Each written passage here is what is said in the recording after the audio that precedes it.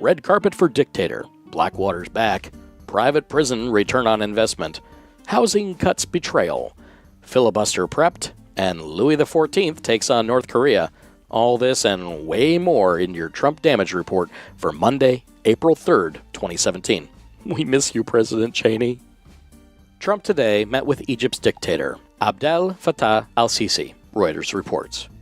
Abdel Fattah al-Sisi is one of several dictators that Trump has expressed fondness for, lauding his cracking down on reporters and his brutal imprisonment and execution of dissidents. Hundreds of protesters in Egypt have been incarcerated or executed, and he has defended the use of virginity tests in his country. Trump said, quote, "I just want to let everybody know, in case there was any doubt, that we are very much behind President Sisi. He's done a fantastic job in a very difficult situation. We are very much behind Egypt and the people of Egypt." End quote. Yes, Trump, the ones who are left after the coup, that is. The Guardian opines on the sad state of affairs with a piece titled, quote, "America has never seen a party less caring than the 21st century Republicans," end quote. Asserting that, quote, "Since Trump took office, Republicans have proposed legislation to destroy unions, the healthcare system, the education system, and the Environmental Protection Agency, to defund the reproductive health charity Planned Parenthood and restrict abortion, to stifle public protest and decimate arts funding, to increase the risk of violence against trans people and roll back anti-discrimination laws, and to funnel more and more wealth from the poorest to the richest. Every executive order and piece of GOP legislation is destructive, aimed at dismantling something else, never creating anything new, never in the service of improving the care of the nation." End quote. The author did, however, forget collusion with Russia. Eric Prince, the Blackwater mercenary group founder and brother of the pyramid scheme heiress and Trump Secretary of Education Betsy DeVos, had a secret meeting with a Russian oligarch in the UAE to establish a back channel between Trump and Putin, according to the Washington Post. We're sure they were just discussing the weather, though. Senators are telling Trump that his use of private prisons looks like a reward to people who donated to his campaign, Vox reports. Private prison super PACs contributed millions of dollars to the Trump campaign and pro-Trump super PACs in the 2016 election. Due to the reversal of the Department of Justice from the previous administration, for-private, mass incarceration corporations are preparing to be rewarded with significant return on investment in purchasing influence over Trump. The Guardian reports, asked how he was going to deal with North Korea in an interview on Sunday, quote, "I'm not going to tell you. You know, I'm not the United States of the past, where we tell you where we are going to hit the Middle East," end quote.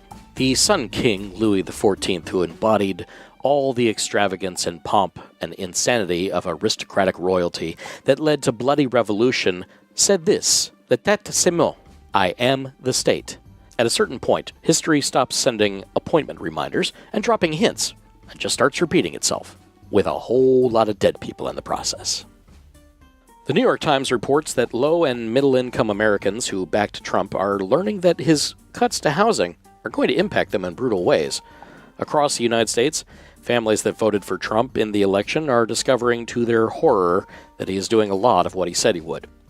Said one Trump voter about a program she and her husband are relying on to repair their home.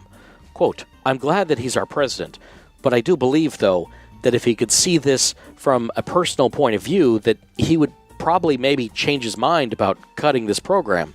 Any mom wants their kids to be safe, so any mom wants their home to be safe." End quote. At some point, it may dawn on them that Trump lied to them and has betrayed them. Democratic senators have reached the magic number required to filibuster Trump's Supreme Court nominee, Neil Gorsuch, The Hill reports. "We simply cannot have a Supreme Court nominee voted on while Trump is under FBI investigation for collusion with Russia. Also, it would be irresponsible to allow him to make such a critical selection for the Supreme Court in the last year of his administration." A new poll out by Pew Research demonstrates that, quite clearly, Republicans have no earthly clue how the economy of the United States works. Their belief that the current economic situation in the U.S. is good jumped 30 points the moment Trump took office. That's not the way this works. That's not the way any of this works. Comedy Central reveals a new teaser for a feature show starring Anthony Atamanuik as Trump, called The President Show. In the teaser, Atamanuik gives a stunning Trump impersonation that is, unfortunately, not funny. The reason it isn't explicitly funny is that it is way too accurate. Both the left and the right agree that Fox News' own Chris Wallace utterly and completely destroyed Trump EPA Administrator Scott Hexus Pruitt on air, the Washington Post reports. Kudos to Wallace for not letting Pruitt get away with a squirming set of answers on the Trump plan to poison our air and water. The Trump administration has cracked down on visas for computer programmers, The Hill reports. Because who needs high-caliber computer programmers up and immigrating to America when we're going to have all these awesome new coal jobs? Politico tells us that the Trump administration and conservatives are mulling over a deal to revive Trumpcare and kill Obamacare. Again. We strongly encourage the Republican Party to continue reloading the shotgun they frequently point at themselves and pull the trigger. Spicy Boy has contradicted the actual trust documents Trump has filed, saying a clause has been added allowing Trump to withdraw funds from the trust without disclosing it to the public, Talking Points memo reports. Spicer has also said that the trust was blind, and the trust is not blind. The now de facto Secretary of State and son-in-law of the Orange Menace, Jared Kushner, made a trip to Iraq to express the goodwill of his father-in-law, according to the New York Times.